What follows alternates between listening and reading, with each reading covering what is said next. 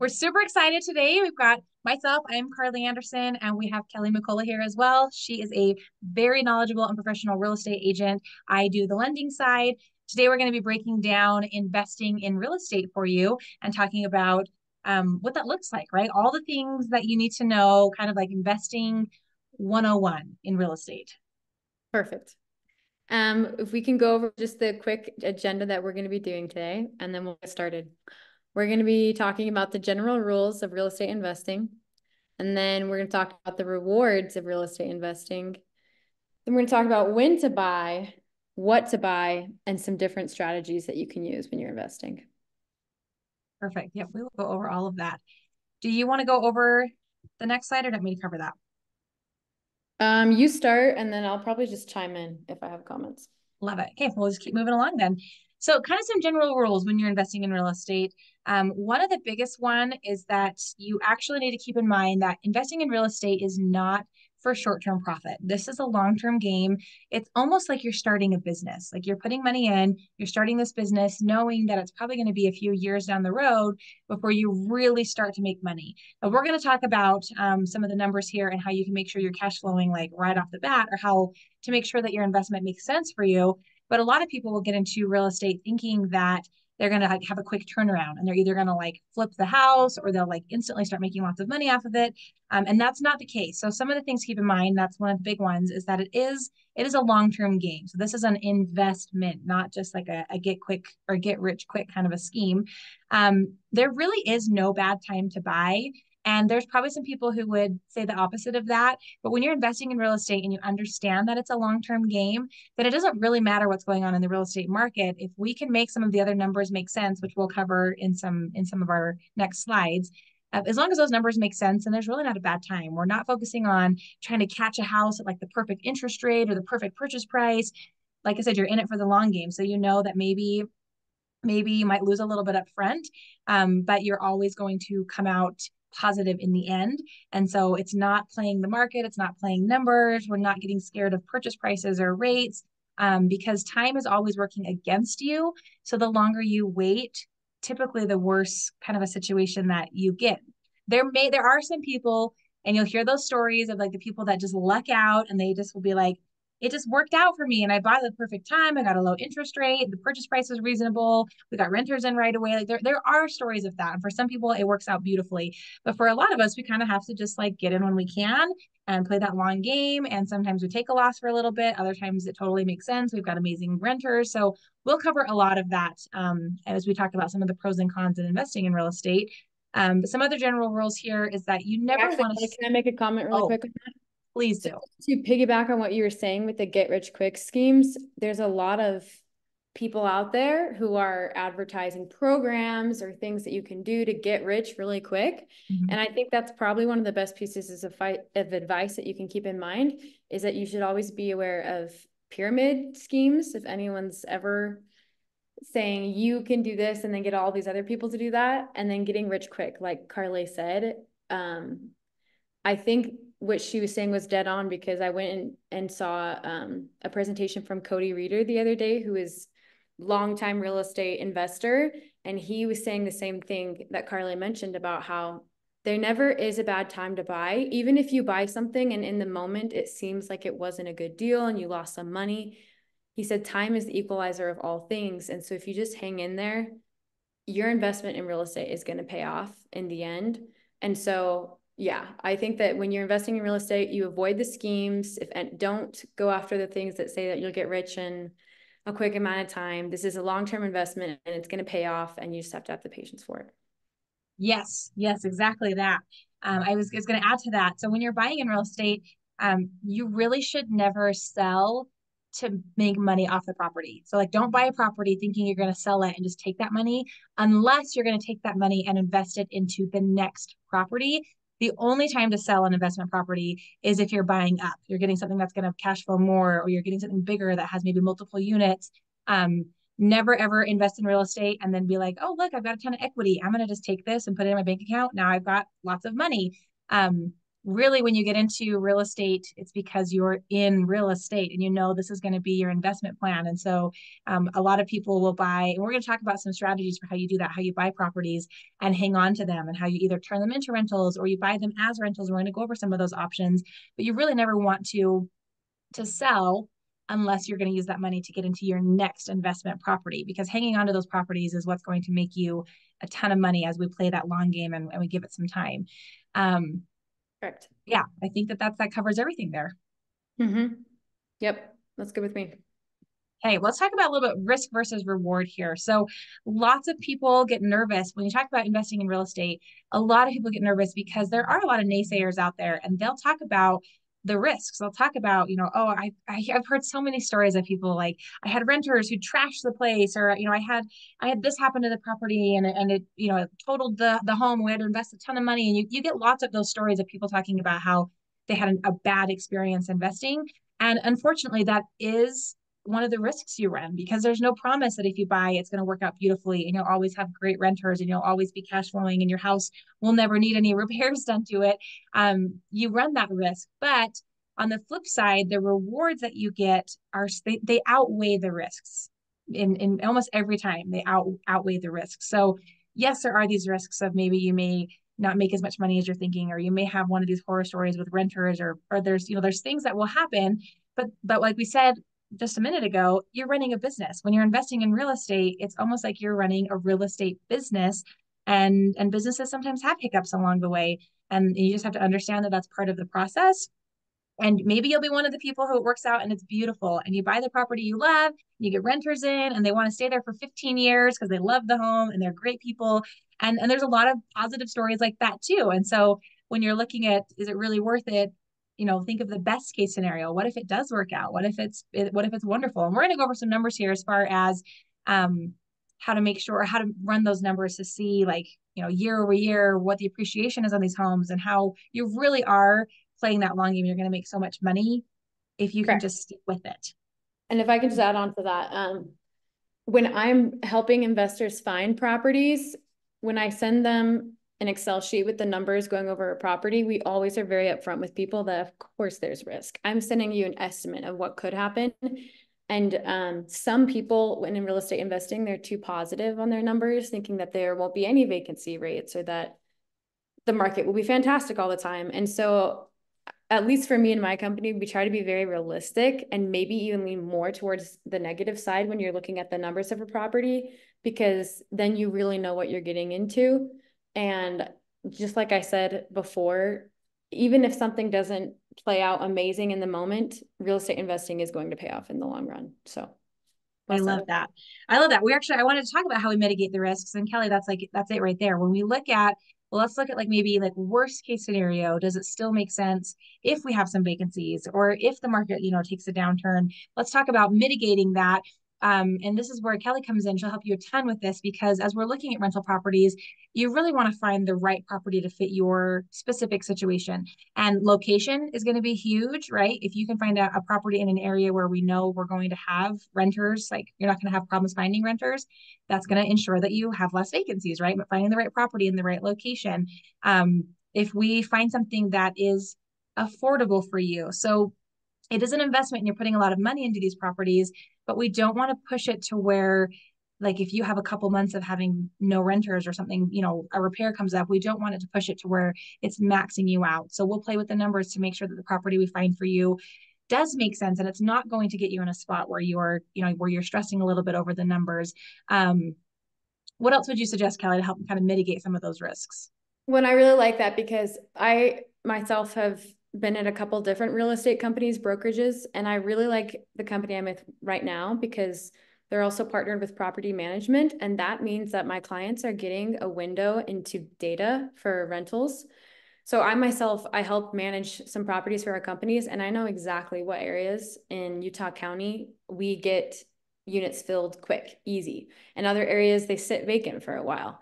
And so that's a very, very powerful tool to be able to help people find a property in an area that you're going to have low vacancy rates, because the low vacancy rates are a huge deal. I love that. And I think that that's something to consider as you're looking at investing, because there's been times like my husband and I have talked about investing in real estate. We've got a couple little properties, but there's places where you're like, oh, if we were to buy out, out in the boonies, we'd save so much money on the purchase price, right? Like, oh, we could get a house for so cheap out. We looked at a house out in Vernal a while ago, and it was like, but if you buy a house out in somewhere more rural where yes, maybe it's more affordable, are you actually going to have renters, like, and like what does the job market look like out there, and like is there a need for rentals out there? And so having someone like Kelli that has that data will make a huge difference, because I can't tell you how many times people have been like, well, yeah, if I buy a house, clear out here, it's like, yeah, maybe it's less expensive, but is that really a good investment, right? That location is going to play it's going to play a big part of that. So we will help you with that. We'll help you take a look at some of those and help mitigate some of the risks and talk about your concerns. But on the flip side, we also want to help point out some of the rewards for you, and talk about what that looks like. Now, initially, I think it's kind of natural for people to just look at their cash flow each month. Like that's the first number people want to look at is, hey, my mortgage payment's going to be this much, my rent's going to be this much. How much am I making each month? And we take into consideration, if we're going to take some of that funds to put into a savings account, if we're helping pay for a property manager, right, to help run that. Which, if I could put in a plug there, um, property managers are so worth it. They are so worth it. So that's something we'll help calculate in, because you may say, well, I'm paying this much for mortgage, but if you've got property management fees on there, that we'll look at that as far as helping calculate the numbers. But it is so worth it because it takes so much stress off you as the property owner. But like I said, that's natural for people to look at just, here's my payment, here's my rent, this is what I'm going to make. And that's great. And we do want to help you cash flow each month, but we also want to take a look at what your appreciation is year over year on this property. How much return on your investment are you going to get that way? Homes typically appreciate, I would say, about 3.5% year over year. We're also going to take a look at depreciation that you can claim on your taxes, because owning an investment property can help a ton on your as a tax write-off. So we're going to look at that, and that's a return on your investment as well. And then we're also going to look at the principal pay down. So how much are you paying down by having someone rent this property from you each month, and year over year, how much is that principal depreciating? Because then you're getting more equity, and again, that's more money on your investment there. So there's lots of different things that we'll look at. And then we'll take all of that to say, okay, now this is really what the return on your investment is. Like, you're putting this much money into the home. This is why this property is worth it for you based off the numbers that we're using here. And we'll help you every step of the way with those calculations. So Kelli's job will be to help find the properties and give me, and we'll work hand in hand. So Kelli will work with you on helping you find those properties. I'll work on helping run those numbers, and then together we'll work on making sure that all of that lines up, and that this investment makes sense for you.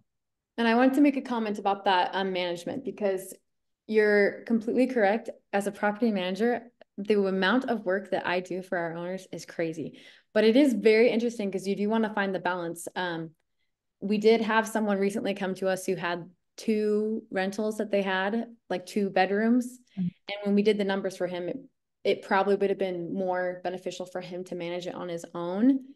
But that being said, it's a lot to manage it on your own. And so sometimes people, when they're doing the numbers, they don't like having that management fee in there.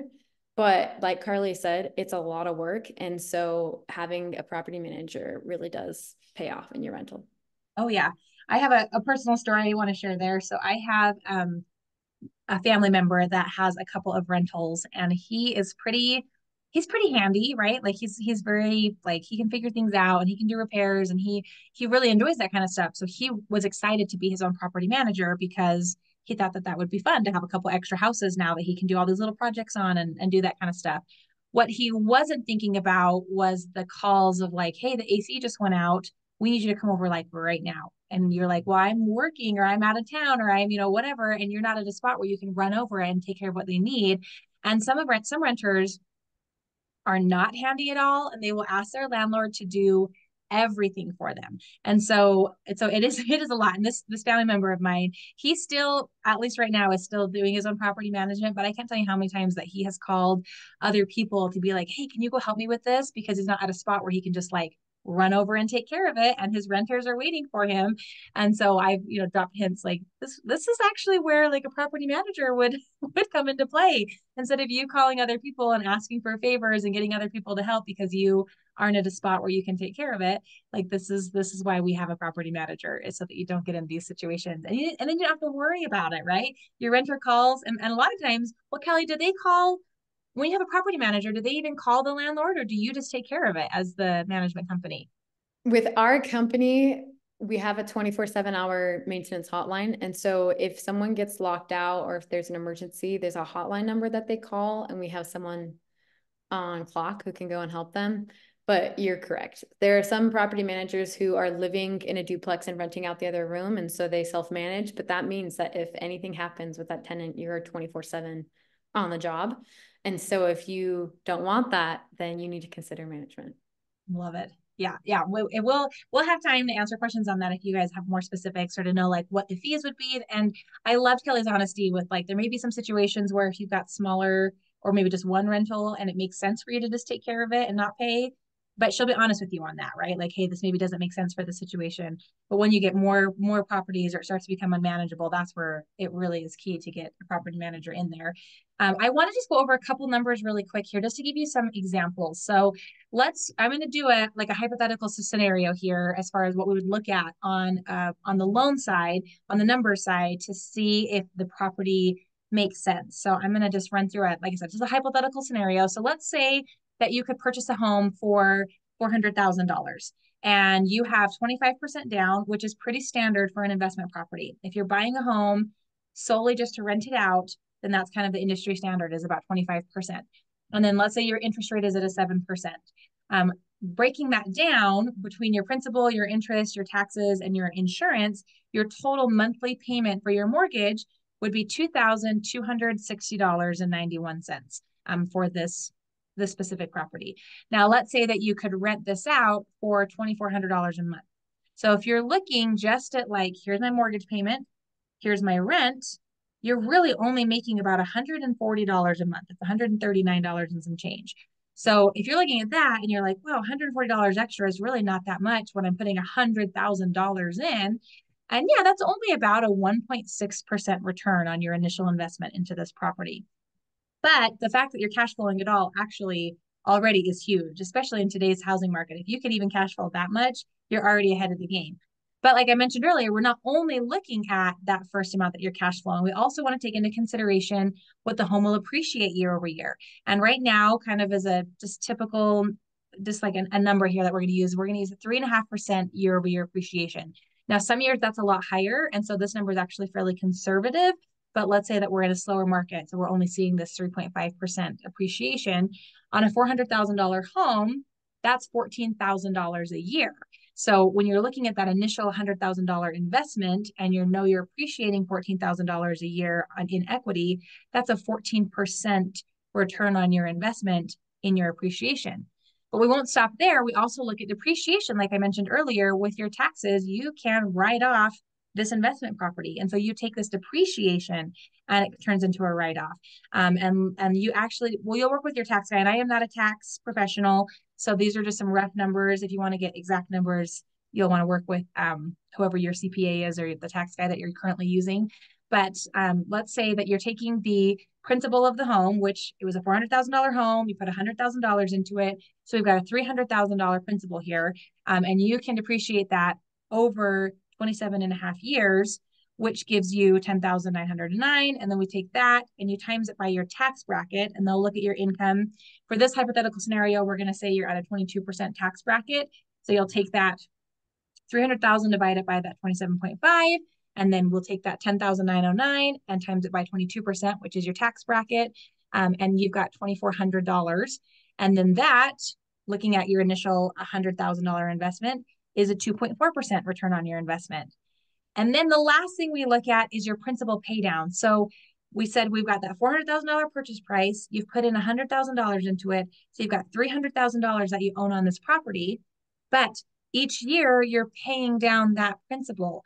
And so let's say that based off these numbers with how much your rent would be versus your mortgage payment, you're getting a 2.9% return because that's how much your principal is being paid down each year from somebody else's pocket, right? Somebody else is paying those rent payments.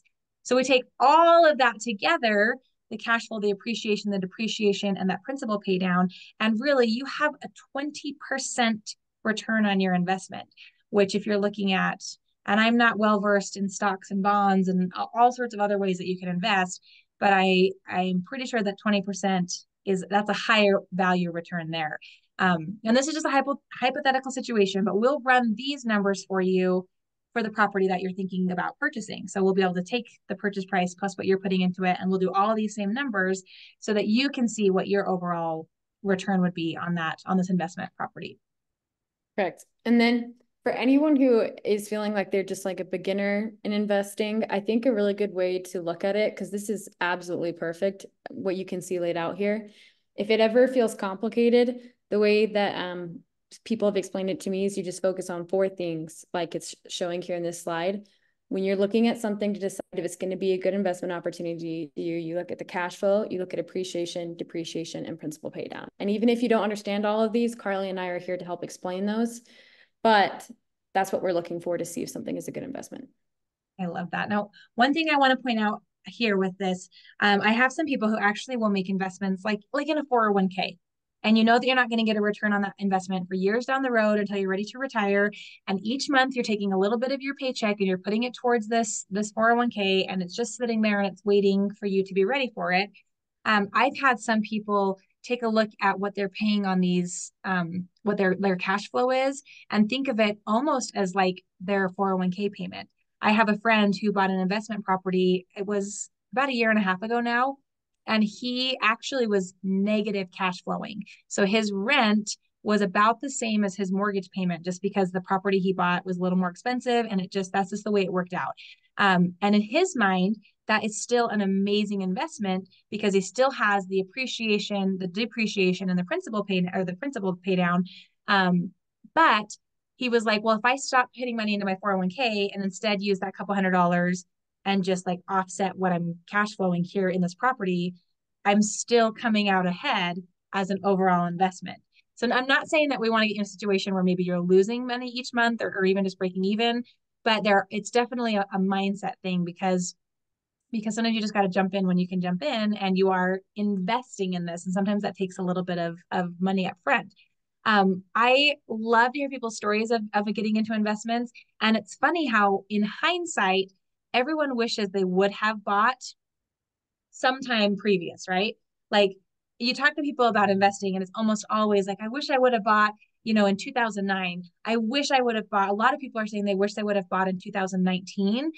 But at the time, it felt like it was a high market. Then we had 2020 and 2021 where the market went crazy. And anyone who owned a home that bought in 2019 or earlier, their equity in their home just like skyrocketed. So I say this to you because what we don't realize is that usually the market we're in now is actually a good time to buy, but we don't see it till it's later. So people always will look back and be like, oh, I wish I would have bought, at this year or this time or in this market. But in that, in the middle of that market, you don't realize that that's a good time to buy. So if the numbers make sense and you're ready for it, any market like right now is a good time to buy because you will never look back and go, oh, I wish I wouldn't have bought then. Because by the time you look back, you will have gained all of these other, you will gain all these other, the money that, wow, what am I trying to say here? The appreciation, right? Yeah, equity. Yeah. Yes, equity. Thank you. I had just like a brain freeze there. You will gain all that equity. So you're never going to look back and go, oh man, I wish I would have, or I didn't wish I would have, or wow, I wish I wouldn't have bought. No one ever says that when they're investing in real estate. Because if they don't like the property that they have, then they sell it and they buy a different property. And so like they're always upping their game here. So yeah, so it's always a good time to buy. Like I said, as long as those numbers make sense for you, then that's when you want to jump in. Correct. And I also wanted to make a comment. I had sat down with our company's accountant the other day because I have a list of people who are actively wanting to invest. And so I find properties, I run the numbers, and then I send them out if it looks like it could be a good opportunity to people. And so a lot of the times when we're looking at these properties in this market right now, the cash flow, it is very, very difficult. This is what our accountant advised, to find a property that has good cash flow, or it's very, very hard to find something in this market that is going to make a ton of cash flow. That used to be the market a while ago. It's not our market today. However, that being said, the properties are out there and the deals are out there, but you have to do the work for it. And so that's definitely where I come into play a lot, is I'm the one that's looking for properties and running the numbers on these all the time. So they're still out there. And then I also wanted to make a point for the principal pay down. Sometimes I get a lot of people that are just super, super worried about having an investment property or even buying their first home. And I think that principal pay down is huge, because as long as you're paying rent to somebody else, it's going into their bank account. And as soon as you start paying your mortgage, that is now building your equity. And that's huge. And so I think that the biggest thing to keep in mind when you get cold feet, when you're going into these kinds of things, is that you are building your equity long term and you're not putting your money into someone else's bank account. Mm-hmm. Yeah, I amen to that. 100% agree with that. I love that. So we've talked a little bit about some of the rewards. I do want to touch on, oh, let's see. Sorry, it's actually a couple slides down when I was talking about strategies for acquiring properties and advice and tips. Let me go back. Do you want to talk about these other strategies that you have in here first? Yeah, so the Cody reader strategy, this is what I was mentioning before a little bit earlier in the presentation. He is a real estate investor and he's an asset manager, and he's been doing this for decades. And so it's very, very interesting, the two different strategies that both of these people practice. Cody Reader has a strategy of, you always buy a property every single year, no matter what the market looks like, because over time, time being the great equalizer of all things, it's going to turn out and you're going to have value added. And he's made a career out of doing that. And so it's definitely a strategy that you keep in mind, and that if you feel like you made a bad investment on something, you don't panic and you just hold on. And then the other strategy I wanted to bring up, Tanner Litchfield is someone who has been having a lot of success recently because our market has been so difficult with high rates. One of his strategies that he's been doing is finding sellers financing. So the way that he does it, if you were to look back on one of our slides where we talked about the numbers, if you were to put 25% down, and that's 100,000, that is a lot of money. Sellers financing can change the game. And so seller's financing means that instead of having the bank lending you the money, you're having the seller lending you the money, and you can change the interest rate. You can change all the terms that you want. And he has been very, very successful in helping people get investment properties through seller's financing. And so if that 25% down scares you, it's just good to know that there are other ways that you can approach the deals. And so both of those strategies are very different, but it's just something to keep in mind that people have done and they've had success with. I love that. Yeah, the seller financing, actually, there's a lot of people that have built their real estate portfolio doing that type of financing, because you do have, you in a lot of cases you can have less of a down payment there. One of the other ways to acquire properties is actually to live in it first. So we've talked about when you're buying a property as an investment, right? You're not going to be living in it. You solely just want to make money off of it. Then it does change the lending guidelines a little bit. So you do have to have that 25% down is typically the standard. Your interest rate usually is a little bit higher because it's an investment property. We can take a look at the potential rents that you'll be making off the property to help you qualify to help pay for this, or help you qualify for the home. But a lot of people have built their real estate portfolio just by living in the homes for a little while, which this is huge. So if any of you listening to this are in a position where you're buying maybe your first home, this is this is huge for you, because I wish somebody would have explained this to me when I was buying my first home, because it will set your future up for so much success. So when you're buying your first home, or maybe it's not your first home, but maybe it's your second home, or just when you're buying a home that you know you're going to be living in, there are a couple of things you want to take into consideration. Either if it's just a one unit home, right, just a single family residence, the location again, like we talked about, is this an area where when we move out, we'll be able to fill it with renters? Is it what type of home is it? How big is the yard? There's some things that we'll take a look at. But on the lending side, your guidelines are different. So you've got a smaller down payment. In some cases, you've got zero down payment. And then your rate usually is better. Your mortgage insurance will work around that. But this is something that if you live in the home for up to a year, you can move out of the home without changing anything on your mortgage and just put renters in there. And then you use a new mortgage to go get your next property using the same primary residence lending guidelines. So the smaller down payment, the better interest rate. So you can move into your next property. And then you just keep doing that. And maybe every year, every few years, you move and keep all your previous homes as investments. And you never have to put 25% down or deal with a higher interest rate because you're living in them. And you can use this for single family homes. You can use this for condos. You can use this for duplexes if you're going to live in one of the units, up anything up to a fourplex. So up to 4 units. If you're living in one of the units, it's a primary residence and you can get rent from the other things, homes that have mother-in-law apartments, right? Or I've seen homes that have like apartments above the garage. All of that is extra income for you. And this is one of the easiest ways to become a real estate investor because it takes very little of your own funds up front. You just have to live in the property for a while. And this has helped a lot of people get set up for a lot of success because yeah, they played this game and you do have to be willing to move maybe a few times. But if you're young and you're in a spot where you're not uprooting your family, or maybe that works for you and your family, like this is a really easy way to get in the game without having a ton of capital up front. Yeah. And correct me if I'm wrong, Carly, but I believe this is a strategy that people refer to as house hacking. Is that right? Yes. Okay.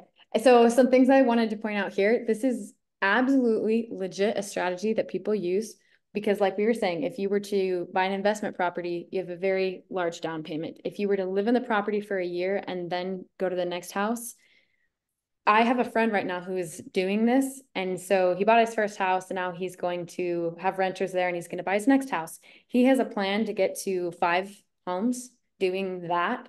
And he calculated it. And for him, he's going to be able to retire at the age of 35 after having these houses that he's going to buy. So it is absolutely completely a strategy that you can do that works.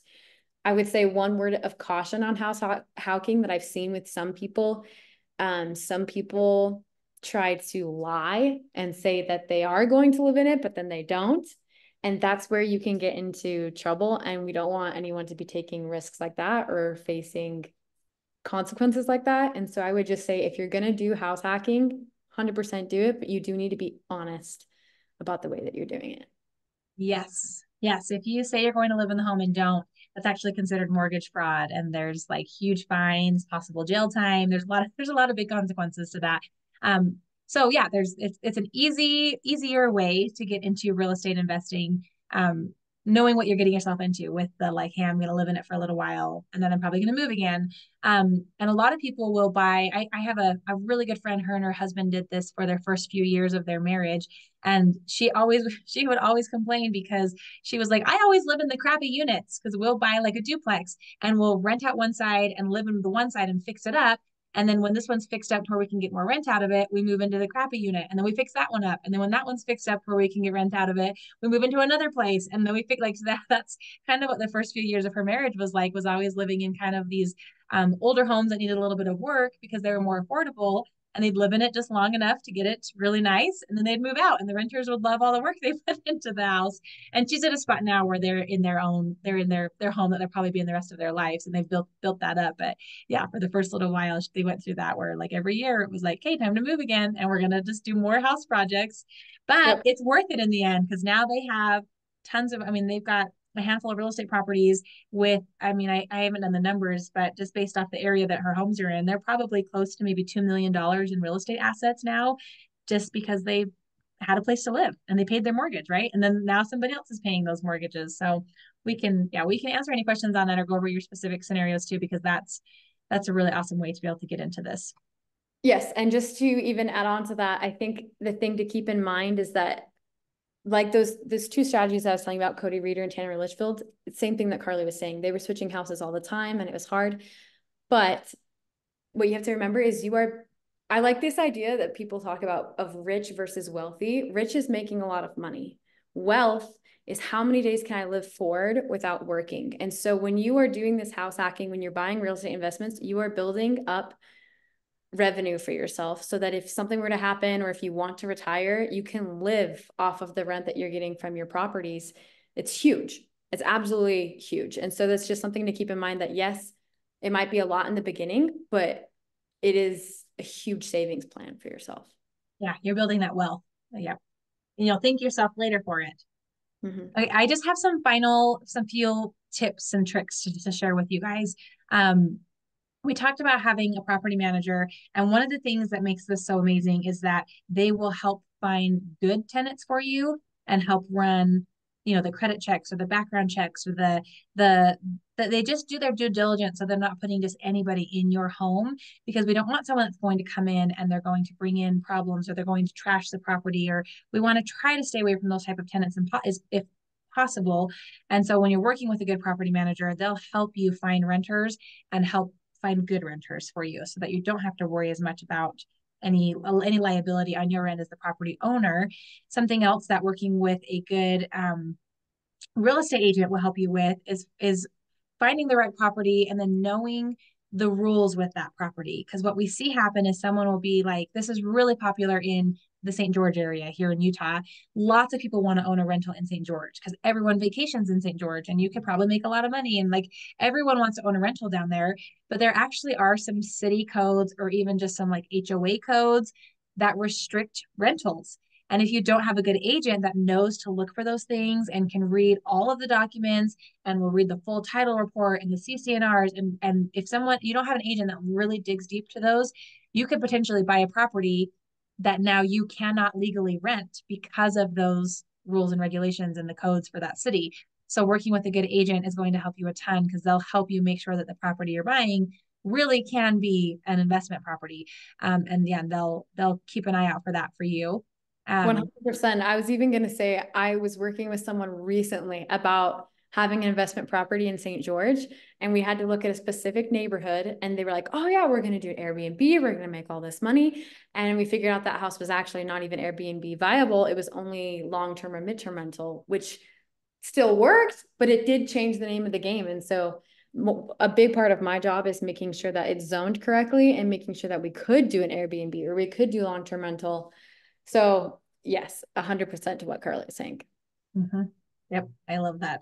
And the one thing on my end with the numbers is making sure that you have some reserves. So when you're looking at reserves is a term that we use that means you've got money in the bank just in case. You kind of have this little pocket of like, in case something happens, these are our reserves. If we've got a month or two where we don't have tenants, or maybe the house needs a new appliance, or a little repair on it, making sure that you're taking any money that you're cash flowing from these properties and keeping them in an account as your reserves is going to take a lot of stress off of you. Because that way, let's say that you've got a phone call and they say, hey, the washer's broken. What do we do? You just either can pay a repairman or you can get a new one. And it's not that big of a deal because you've got this little bit of a nest ready for those types of situations. So when you're going into this, don't take every penny you make and just like, oh, this is my income and I'm going to go, I'm going to live off it or I'm going to spend it. Keep some of that as your reserves, because it will come in handy as a property owner, and as a landlord. It will take a lot of stress off you in the long run. And then my last piece of advice here is just to be careful. Well, we kind of talked about this with your property manager, but when you're renting to friends and family, it can seem really awesome. And this is specific situations for everyone, but it can seem really awesome to be like, hey, I'll buy this property. I have a cousin or a brother or even a parent that's going to rent it from me. But when you're the one investing into it, you're putting you're kind of putting your heart and soul into the property and all of your finances. Sometimes people can get into sticky situations when renting with friends and family. And if you're using a property manager, this actually becomes less of an issue because you get to take a step back and say, okay, well, I am I'm the owner, but my property manager is going to handle like the routine check-ins, right? To make sure that the property is not being damaged, or collecting rents, right? Those type of things, so that you're not the bad guy in those situations if you're trying to help someone out. So if you're planning on renting to someone you have a relationship with, then I would definitely recommend using a property manager just in case. Because if you ever get in a situation where you have to like maybe evict someone because they're not paying rent anymore, you don't want to be the one to do that. So I'm just Yep. another plug, I guess, because you'll thank yourself later for that. And honestly, this is something I see every day because I manage properties for people. Seeing the complications of, let's say something is broken, but the owner actually can't afford to fix it at that time. I am the middle person that gets to be like, oh, actually, we are not going to be able to fix it at this time. And I also have to keep the owner in check of, you have to abide by fair housing laws. And so if something needs to be fixed and it's not being fixed, there's sometimes when I have to say, if we don't fix this, we're against the law. So Yeah, it's good to have a property manager who knows the fair housing laws and who knows the laws of the community, because especially right now with Utah County going through oh boy, occupancy limits. That's Oh yeah. right now a lot of owners have tried to, and not in a malicious way, but they have tried to push the occupancy limit to make more money. But you're going to get fined and you're going to get attacked by the city if you don't abide by the codes. And most normal people just don't know those laws and codes. And so, yeah, having a real estate agent and property manager who is aware of all of that is going to protect you from those fines. Mm-hmm. I love that. Yeah, so that's kind of, I mean, it's a lot of information, but really like everything you need to know kind of upfront about real estate investing. If you're thinking about making this work for you, these are some things to keep in mind. We are available for questions. We'll put our contact information. Actually, it should be here across the screen. So if you want to reach out to us, we'll have our contact information here. And yeah, we're happy to help with anything we can do. Thank you guys so much.